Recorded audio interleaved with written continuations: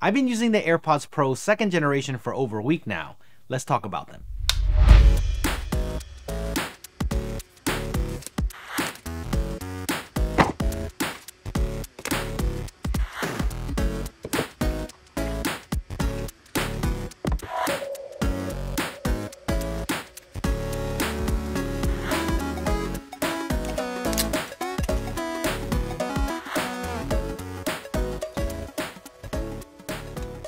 I've been using the original AirPods Pro since the end of 2019, so these are definitely due for an update. But before you ask, these are custom painted by Colorware. Apple does not make matte black AirPods, but Apple should make matte black AirPods because they look fresh. But the real question is, are these new AirPods Pro worth the upgrade? First, let me say this. If you've been using your AirPods Pro since 2019 like I have, then you know that your battery life is no longer as good. So if you're in the same boat as me, then you might as well upgrade. That's the end of the video. Peace.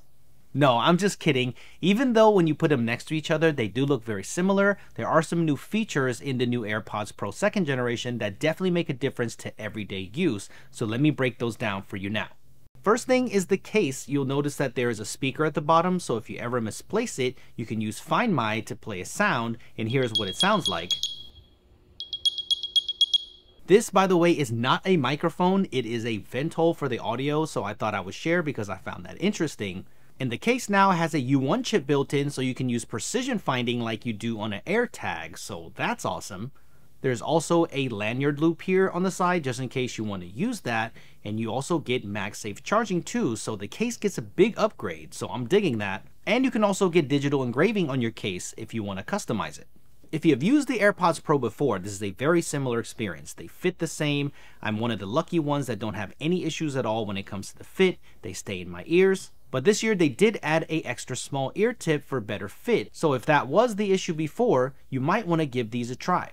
The experience is familiar. You squeeze and hold the stalk to toggle through noise control, squeeze once to pause, twice to skip, and triple squeeze to go back, so all of this works perfectly as usual. But one of my biggest gripes was that you had to use Siri before for volume controls, and Apple listened. They added volume control through the touch controls. All you have to do now is slide your finger across the stalk down or up to change the volume, and this works really well as expected. It only takes a little bit of time to get used to. Usually I just put my thumb behind the stalk and then just slide like this, and you'll get slight haptic feedback when the volume changes, which is cool.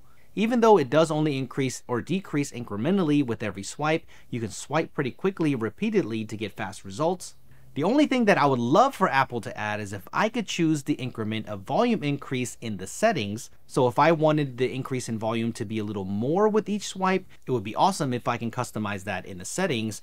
Now, talking about customization, now there is a dedicated place right here in the settings menu for the AirPods, so you can find it easily, which I appreciate. It was a little bit cumbersome before. I think the biggest change for me this year, and that's the most important thing, and that is sound. While I don't have a fancy binaural experience for you today, I can tell you what differences that I've noticed so far. The biggest change that you're going to notice immediately is the change in bass. From the very first song that I listened to, I noticed it right away. So if you listen to a lot of hip hop, pop, or electronic music, you're going to love the new adaptive EQ algorithm. I always felt that there was a lack of rich bass and that was missing on the AirPods Pro, so this year it fixes that. I'm also noticing crisper highs with better vocal clarity. That slight increase in sharpness goes a long way for vocal heavy tracks.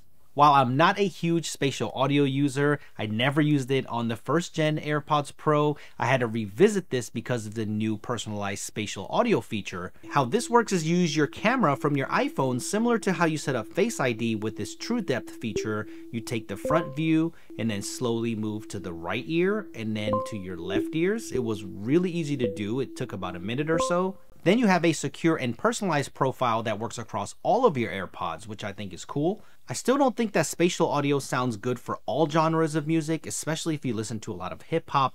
Depth isn't really something that you'll need on most of these kind of tracks. But I am impressed with other genres of music, especially ones that are vocal and instrument heavy. And having that extra separation really does help. And spatial audio does sound better this year with music, and I feel like there's an improvement with watching content as well. I skipped Thor Love and Thunder in the movie theater, and the new AirPods gave me an excuse to watch this. My thoughts on this in a totally separate video. The overall volume is also nice. I never had to go to max volume. I had some room, so I thought that you might want to know that. And spatial audio works on FaceTime too, which is pretty awesome.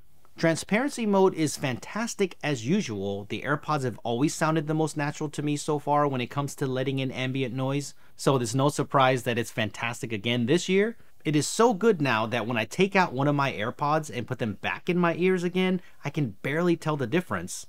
There is a new adaptive transparency mode this year where it will help you cut out harsh environmental noise. Let's say that you work in construction, and having this mode on, it will help bring everything down to a safe decibel level, and it will help protect those ears.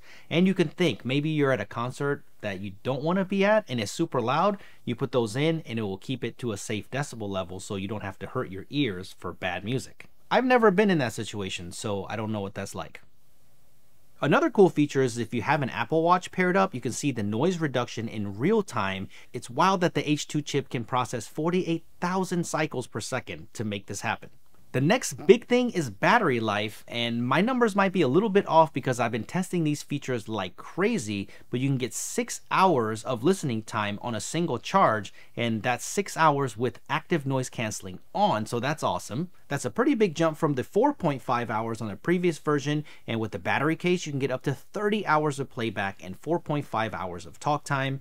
I wasn't quite getting 6 hours with ANC on, but it was pretty close, and I can't wait to test these without ANC because I'm pretty sure you can probably get close to 7 hours without it. So I'll be testing these a lot more as I travel, so make sure you stay tuned because I think I want to do maybe a month or two with these new AirPods Pro to give you a long-term follow-up if anything has changed. Speaking of ANC, there is an improvement this year.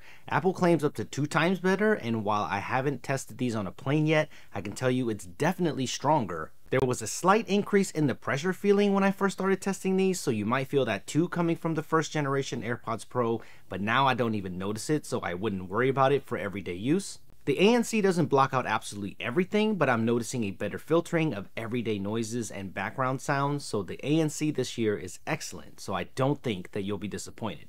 So that is a quick breakdown of what is new on the AirPods Pro 2nd generation. I think if you recently bought the AirPods Pro 1st gen, I don't think you'll have FOMO not getting these right away, but if you don't have the AirPods Pro or thought about upgrading to the AirPods Pro from the regular AirPods, this is the signal. This is a go.